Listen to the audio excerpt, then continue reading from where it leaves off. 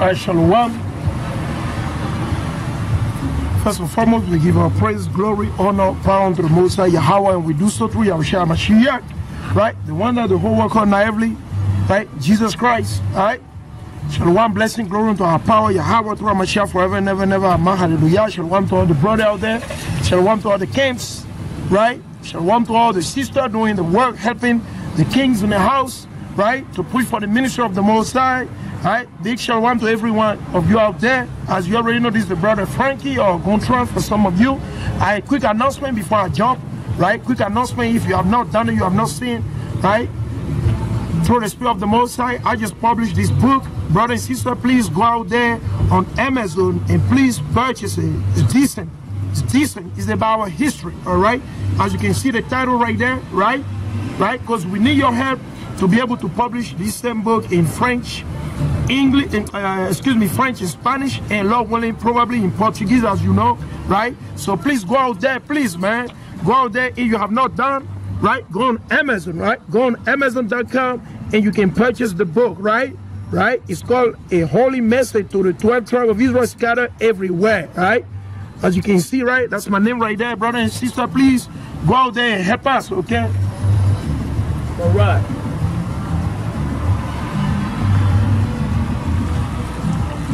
All right.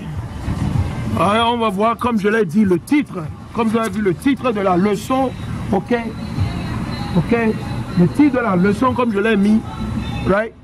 Était Dieu absent dans l'église catholique, ok? Dans l'église catholique au Niger, l'église catholique, quand il y a eu fusillade au Nigeria, le dimanche passé là-bas, l'Éternel était où? C'est ce qu'on a toujours dit à nos frères et sœurs. Vous qui êtes dans le christianisme, quand on vous dit, vous ne voulez pas croire. Maintenant, allons partir. L'Éternel était où? Si réellement Dieu, il vit dans les bâtiments comme vous le pensez, comme la majeure partie de nos frères et sœurs y croient, jusqu'à ce jour, quand on leur dit, il ne veut pas comprendre que l'Éternel, il ne vit pas dans les bâtiments. C'est comme si nous on bavarde, c'est comme si on a la démangeaison, c'est comme si nous on raconte des conneries. Sortez de ces églises. Les églises ne pourront jamais vous sauver. Le salut vient de Hamashiach. Ok? Le salut vient de Hamashiach. Alors, je vais vous lire quelque chose le plus vite possible. Je suis dans le livre premier livre des rois. Premier livre des rois, le chapitre 8 et le verset 27. Premier livre des rois, 8 et le verset 27. Je vais aller directement. Il dit, mais Dieu habiterait-il vraiment avec les hommes sur la terre? C'est la question. C'est la question que Salomon est en train de poser. C'est Salomon qui a construit le temple, le plus grand temple, l'unique temple qui était à Jérusalem. Pour ceux-là qui ne n'était pas comme vous voyez les églises pousser comme des champignons partout. Les églises poussent partout comme des champignons partout. Vous sortez ici, vous voyez telle dénomination, tellement de confusion partout. Ok? On ne vous dit pas dans vos églises. Les églises ont été créées pour du business. C'est du business. C'est du business. Vous ne comprenez pas? Avec l'aide de ces faux blancs-là, de ces colons, Esaü et Dom. Réveillez-vous. C'est quand vous allez tous mourir que vous allez comprendre. C'est quand vous serez tous abattus que vous allez vous réveiller, comprendre. Pour servir Dieu, vous n'avez pas besoin d'aller dans un bâtiment. Ok? Alors, on va le lire comme je le dis.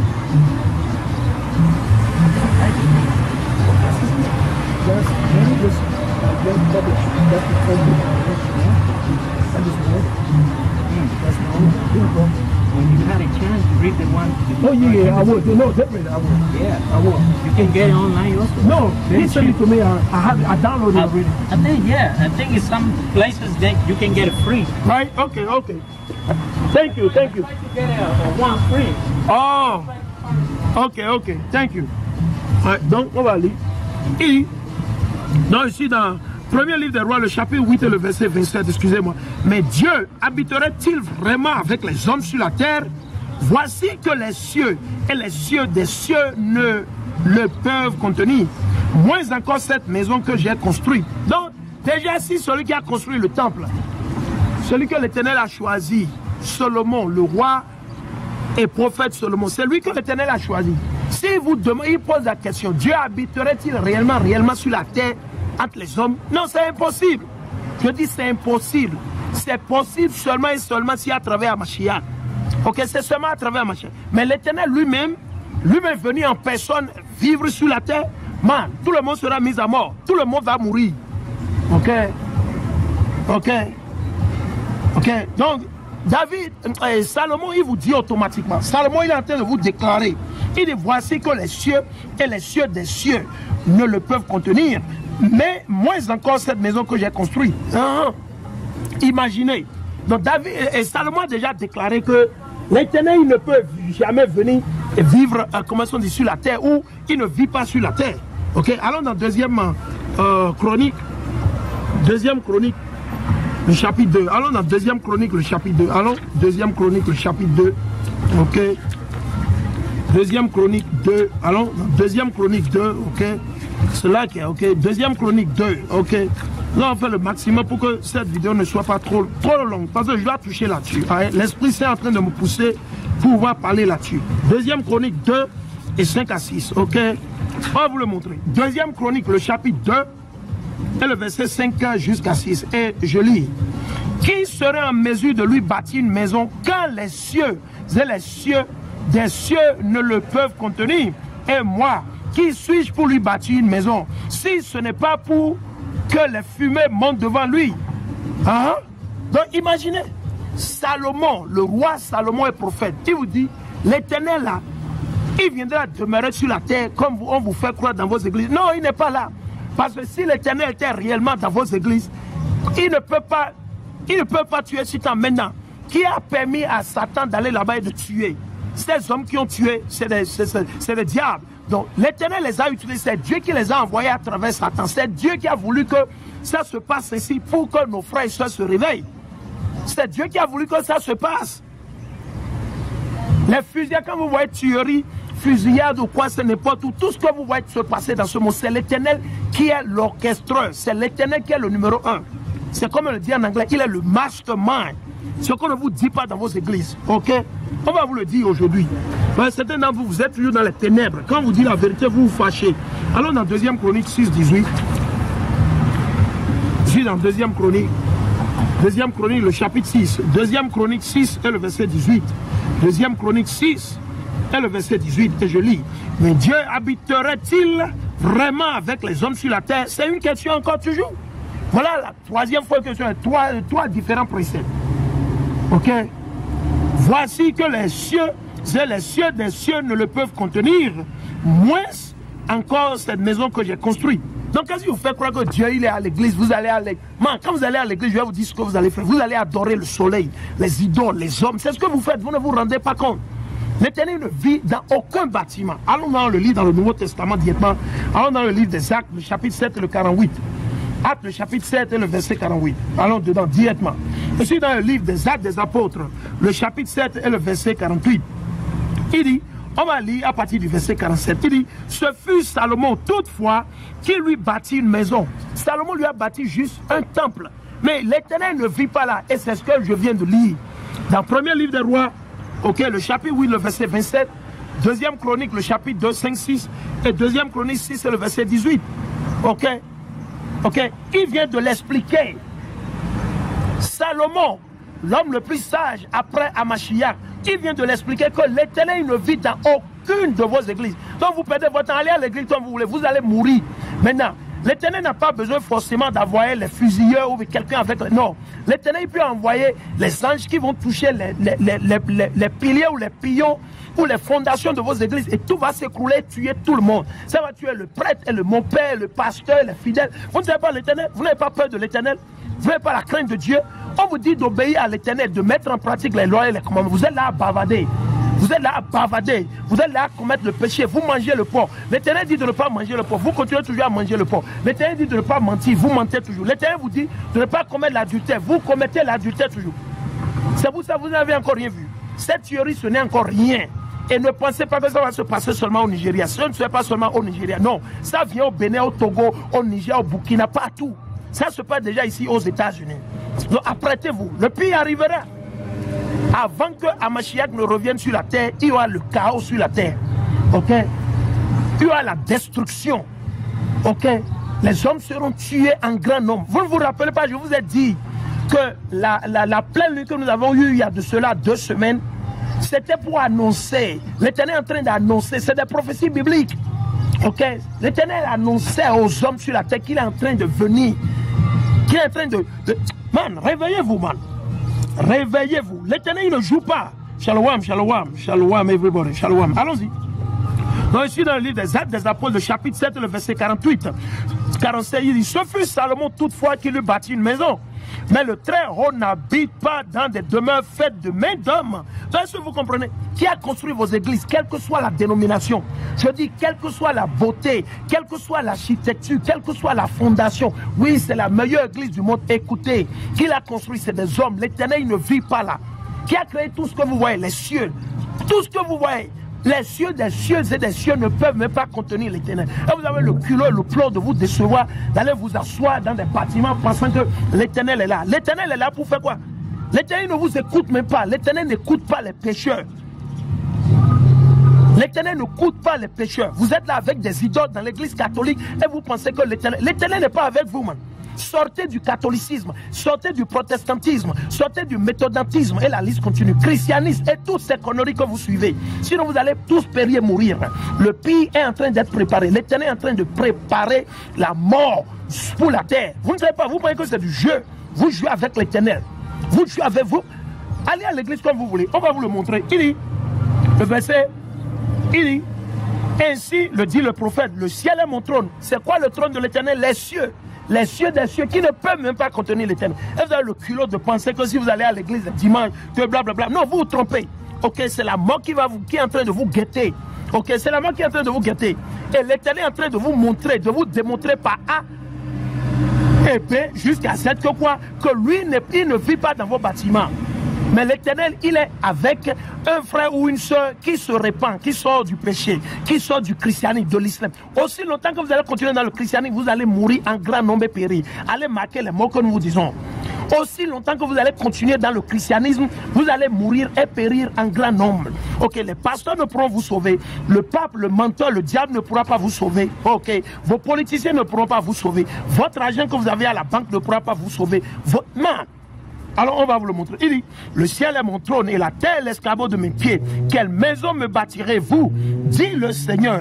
Et quel sera le lieu de mon repos? N'est-ce pas ma main qui a fait tout cela? Nuque raide. Vous n'êtes que des nuques raides. Rebelles et des rebelles. Rebelles et rebelles. Rebelles toute la vie.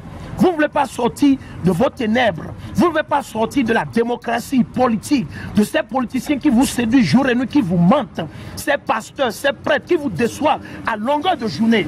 Vous ne lisez pas la Bible, vous n'étudiez pas la Bible, vous bavardez, vous trouvez toujours des excuses, des arguments. Alors on va vous le montrer. Il dit, nuque raide, oreille et cœur incirconcis. Vous n'avez que le cœur incirconcis. Parce que vous avez la sagesse de l'Éternel, vous avez déjà compris et sorti du christianisme et de l'islam depuis. Ces religions-là vont vous tuer. L'objectif de ces deux religions, c'est de tuer les rebelles, ceux-là qui ne vont pas se repentir, ceux-là qui vont marcher sur le sang de Hamashiach. Alors on va vous le montrer. Il dit, tels furent vos pères, nos aïeux ont agi ainsi, tels vous êtes. Lequel des prophètes vos pères n'ont-ils point persécuté? Parce que vous nous persécutez. Quand nous on vous dit la vérité, vous nous pensez que nous on est fous, nous avons la démangeaison, le problème ne se pose pas. Persécutez-nous comme vous voulez. Avec vos politiciens, certains de nos frères, certains de nos soeurs, le problème ne se pose pas. Ok?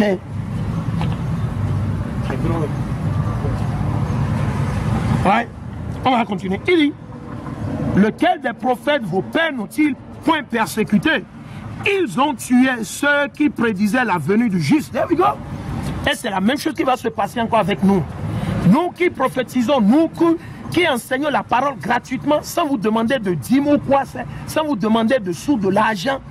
C'est nous que vous persécutez. Et ceux-là qui vous séduisent, qui vous déçoivent, qui sont en train de vous saouler avec leur vin satanique, leur mensonge, à qui vous donnez vos petits sous que vous avez souffert, vous avez gagné à longueur de journée en souffrant. Vous ne les persécutez pas eux, parce qu'eux, ils ne disent pas la vérité. Mais nous qui vous disons la vérité, c'est nous que vous persécutez jour et nuit. L'Éternel dit, ouais, nous on s'apprête, on est prêts. Persécutez-nous comme vous voulez. Vos politiciens et vous-même, associez-vous. Créez une bonne bande avec les Occidentaux, avec Esaü et Dom. Ok? On va continuer. Il dit, celui-là même, que maintenant vous venez de trahir et d'assassiner. C'est ce qu'ils ont fait avec Amashiach. Ils ont trahi et assassiné Amashiach. N'est-ce pas qui? Nos aïeux, en complicité avec les autres nations. N'est-ce pas? Rebelles, peuple. Ok? Vous qui avez reçu la loi par le ministère des anges et ne l'avez pas observé. Qu'est-ce que l'Éternel a dit? Vous qui avez reçu la loi par le ministère des anges et ne l'avez pas observé. Vous avez refusé d'observer les lois et les commandements de Dieu. Vous voulez toujours manger le pauvre, vous le tuez vraiment. Vous allez périr et mourir. La tuerie, la fusillade qui s'est passée au Nigeria, ce n'est encore rien. Ne pensez pas que ça ne va pas venir au Bénin. Ça vient au Bénin, au Togo, au Ghana. Ça arrive. L'Éternel a tellement d'arsenal. Ok? Alors, on va vous le montrer dans le livre d'Ésaïe. Allons dans Ésaïe 66. On va vous le montrer. Où est-ce que c'est écrit? D'où est-ce que le frère a lu? Ok? Allons dans le livre d'Ésaïe. Ésaïe, le chapitre 66. On va voir ce que l'Éternel a ordonné. Est-ce que c'est d'aller à l'église? Alors, on va le lire. Ok? Je suis dans Ésaïe, le chapitre 66, c'est le verset 1 jusqu'à 2. Alors, on va le lire. Ainsi parle Yahweh. Le ciel est mon trône et la terre l'escabeau de mes pieds. Quelle maison pourriez-vous me bâtir et quel pourrait être le lieu de mon repos? Quand tout cela, c'est ma main qui l'a fait. C'est la question que l'Éternel est en train de vous poser. Quand vous allez partir à l'église le dimanche prochain, là, demandez à vos pasteurs, à vos prêtres, là, ces mentors-là, demandez-le-leur que dans Ésaïe 66, dans le livre des Actes, le chapitre 7, le verset 47 à 49, l'Éternel dit qu'il ne vit pas sur la terre, qu'il ne vit pas dans les bâtiments construits avec les mains des hommes. Ok? Donc alors, pourquoi ils vous disent que vous devez aller à l'église le dimanche? C'est pour vous amener à adorer la bête, la marque de la bête. C'est pour adorer la bête parce que aller à l'église le dimanche, vous adorez les blancs comme ça. C'est les blancs qui ont instauré aller à l'église le dimanche. C'est les blancs, vous ne comprenez pas. C'est qui les faux blancs? Esaü et Dom. Esaü et Dom. Ce sont eux qui ont créé le christianisme. Et ils sont venus avec quoi? Leur idole. Le faux Jésus blanc qui vous ont donné. Que la majeure partie de nos frères, ils ont dans leur cerveau. Certains d'entre eux n'ont pas l'image chez eux dans leur maison. Ils ne sont pas catholiques. Mais malgré ça, dans leur cerveau, ils se disent que Jésus, que c'est un blanc. Non, Jésus n'est pas un faux blanc. C'est un noir ou un nègre comme moi. Comme j'ai la peau airain. Ok? On va continuer. Alors, il dit, quand tout cela, c'est ma main qui l'a fait. Quand tout cela, c'est à moi, oracle de Yahweh. Mais celui sur qui je porte les yeux, qui est-ce que l'Éternel va protéger? C'est ce que l'Éternel dit. L'Éternel dit, il porte les yeux sur quelqu'un, une femme ou un homme. Quel genre d'homme? Alors on va voir si c'est tout le monde. On va voir si c'est tout le monde. Alors on va le lire. Il dit, mais celui sur qui je porte les yeux, c'est le pauvre et l'humilié. Vous savez ce que ça veut dire? Le pauvre spirituellement, il ne parle pas de financièrement. Mais il y a certains qui sont pauvres financièrement, mais ils sont tellement égoïstes. C'est les zigotos joueurs malins. L'Éternel dit, celui qui est pauvre spirituellement, c'est-à-dire celui qui est sorti du christianisme, de l'islam, les gris-gris, les vaudous, celui qui pratiquait la sorcellerie, celui qui faisait les menteurs, il jouait le mensonge, la corruption. Ceux-là, c'est d'eux que l'Éternel parle. Gens, ils ont accepté qu'ils sont pécheurs. Okay? Et ils se sont renés, ils se sont humiliés. Okay? Ils se sont humiliés. Il dit, c'est le pauvre et l'humilié. Le pauvre et l'humilié. Le pauvre et l'humilié. Est-ce que vous suivez? Le pauvre et l'humilié. L'Éternel n'a pas dit d'aller à l'église. L'Éternel dit, sur qui ses yeux sont? Ses yeux sont sur ceux-là, celle-là ou celui-là qui est quoi? Pauvre spirituellement et qui s'humilie. Sans l'humilité, vous ne pouvez pas vous rapprocher de l'Éternel. Mais vous êtes là, vous pensez que parce que vous avez déjà dit dès votre enfance que vous êtes chrétien, parce que votre papa a été séduit, votre grand-mère a été séduite, vos grands-parents ont été séduits. Donc du coup, vous vous êtes dit que vous allez toujours continuer dans le christianisme, l'islam. Non, ces deux religions ont été créées pour vous tuer. Là, allez marquer ces mots. Ces deux religions, et ce sont ces deux religions qui vont tuer la majeure partie de ceux-là qu'on appelle communément aujourd'hui les Noirs ou les Nègres, les Latinos, les Indiens natifs, les Béninois, les Togolais, les îles Mauriciens, les Sénégalais, les Martiniquais, les Haïtiens, les Gabonais, les Guadeloupéens, les Martiniquais, et la liste continue. Mais qu'est-ce qui va les tuer? C'est le christianisme et l'islam. C'est deux religions que les ennemis ils ont concoctées, ils ont créées à cause de nos péchés. S'ils ont été en mesure de créer ces deux religions pour nous garder dans les ténèbres et dans l'obscurité, c'est premièrement à cause de nos péchés, de nos iniquités, ce qu'on ne vous dit pas dans vos églises. Donc nous, on va vous le dire. Et ceux-là qui ont la crainte de Dieu, ils vont se répandre. Alors, on va vous le montrer quelque chose dans le livre des Actes maintenant. Allons maintenant dans le livre des Actes. Non, repartez dans le livre des Actes, le chapitre 17. Actes des Apôtres, le chapitre 17. Je vais vous montrer quelque chose de très fort encore. Ok, par la bouche de Paul maintenant. Cette fois-ci, ce serait Paul. Là-bas, c'était Stéphane. Allons dans le livre des Actes des Apôtres, le chapitre 17 et le verset 24. Ok. Le chapitre 17 et le verset 24. Allons. Allons là-bas. Allons, le plus vite possible. Ok. Ça, c'est le livre des Actes des Apôtres, le chapitre 17 et le verset 24 à 25. 24 à 25. Il dit, le Dieu qui a fait le monde et tout ce qui s'y trouve, lui, le Seigneur du ciel et de la terre, n'habite pas dans des temples faits de mains d'hommes. Est-ce que vous comprenez? Combien de fois je vais lire? Combien de préceptes vous voulez maintenant? Si après ça, le frère ou la soeur, après avoir regardé ma vidéo, si vous ne sortez pas du christianisme et que vous vous repentiez, que vous cherchez l'Éternel, vous allez périr et mourir. Ok, il n'y a pas à négocier. Il n'y a pas de sentiment avec l'Éternel. Ceux-là qui ont été abattus, vous pensez que c'est parce qu'ils sont les seuls pécheurs? Non, ils ne sont pas les seuls pécheurs. Ok, on va continuer. On va continuer. Il dit, le Dieu qui a fait le monde et tout ce qui s'y trouve, lui, le Seigneur du ciel et de la terre, n'habite pas dans des temples faits de mains d'hommes. Qui a construit vos églises? Ok, l'église catholique, là où il y a eu fusillade, ce n'est pas des hommes qui l'ont construit, c'est des hommes. Donc l'Éternel dit qu'il ne vit pas là. L'Éternel dit qu'il ne vit pas là. L'Éternel ne vit pas dans vos églises, quelle que soit la dénomination. Je dis quelle que soit la dénomination. Si l'Éternel vivait réellement dans vos églises, ces hommes ne pouvaient pas aller là-bas et tuer. Et si c'était réellement un bâtiment où ils se donnaient réellement à l'Éternel, Yahweh, Ba'Shem, Yahushai, l'Éternel allait les protéger. Mais comme ils vont là-bas pour aller montrer leurs fesses, certains vont là-bas pour aller montrer leur agbada, leur gobi, certains vont là-bas pour aller montrer leurs chaussures, certains vont là-bas. Man, l'Éternel ne joue pas vos jeux là. Les jeux que vous jouez tout le temps, l'Éternel n'est pas dans ça, man. Non, non, non, non, non, non, non, non, non, non, non, non, non, non, non. Yahweh, Ba'Shem, Yahushai, non, mais. Non, non, non, non, non, non, non, non, non. L'Éternel n'est pas dans vos jeux. Ok, on va continuer. On va vous le montrer. Il dit, il n'est pas non plus servi par des mains humaines, comme s'il avait besoin de quoi que ce soit. Lui qui donne à tous vie, souffle et toutes choses. Vous avez vu? Donc, qu'est-ce qui vous fait croire que l'Éternel, Shalom King, all praise to the Most High, Yahweh, Ba'Shem, Yahushai, Ba'Shem, Raka, Kodesh, Shama, Hallelujah, Kwam Yeshala. Qu'est-ce qui vous fait croire? L'Éternel dit carrément et clairement à travers Paul que quoi? Que lui, il n'est non plus servi par des mains humaines. Allons, on va vous montrer ce que Hamashiach a dit. Allons dans le livre de Matthieu. Là, on partit dans Matthieu. On a encore 6 minutes avant que je ne commence par enseigner en anglais et en français, ok, et en espagnol. Allons dans le livre de Matthieu le plus vite possible. Matthieu, le chapitre 24, on va lire à partir du verset 1. Écoutez ce que l'Éternel et Hamashiach dit. Matthieu 24, 1 à 2.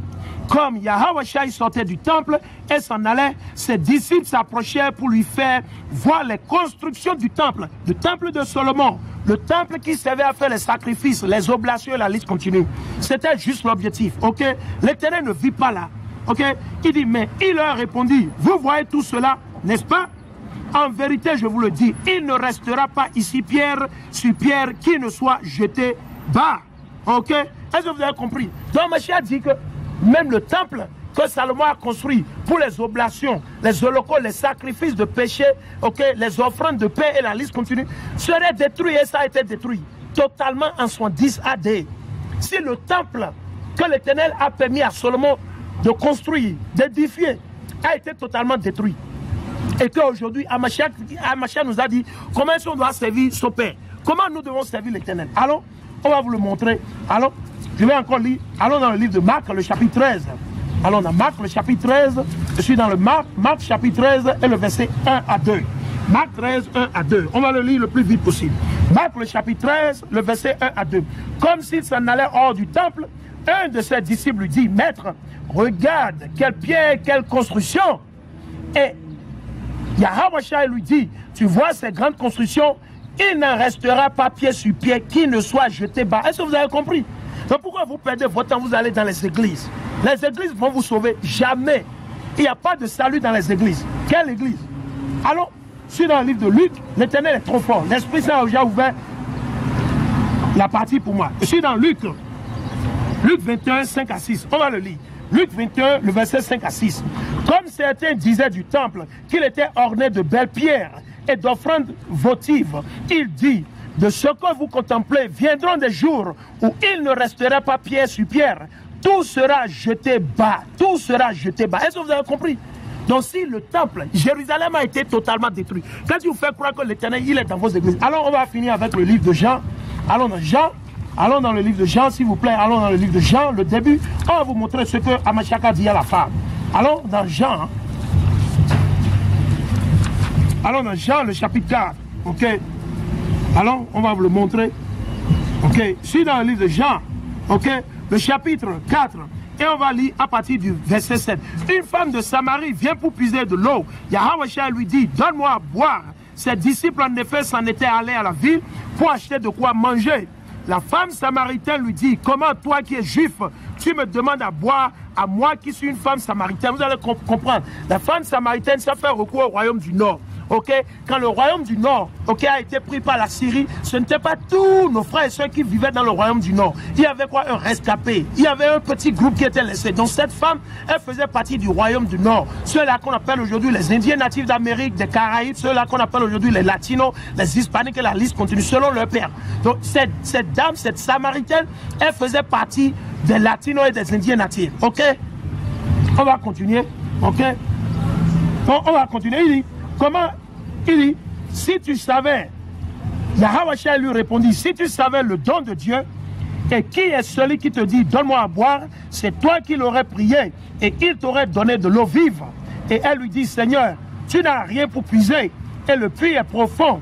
D'où l'as-tu donc l'eau vive?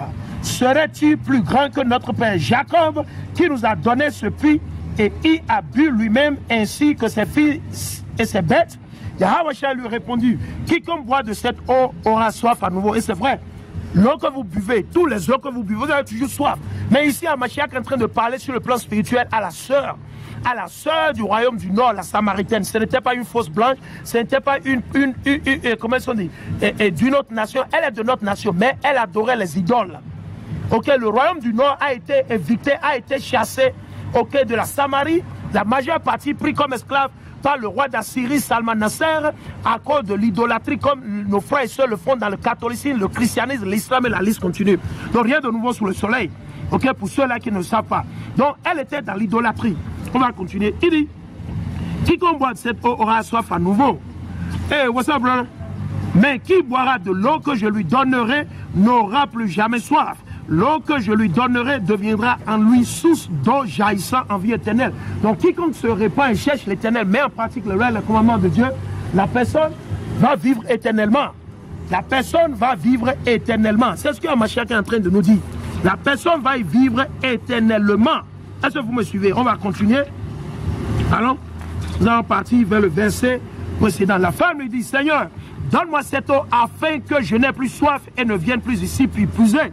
Il lui dit, va, appelle ton mari et reviens ici. La femme lui répondit, je n'ai pas de mari. Yahweh lui dit, tu as bien fait de dire. Donc la femme, elle a dit la vérité, elle n'a pas menti. Ok? Elle a avoué qu'elle est en train de commettre quoi? La fornication, l'adultère. Il dit, je n'ai pas de mari. Ok? Elle n'a pas menti, elle n'a pas voulu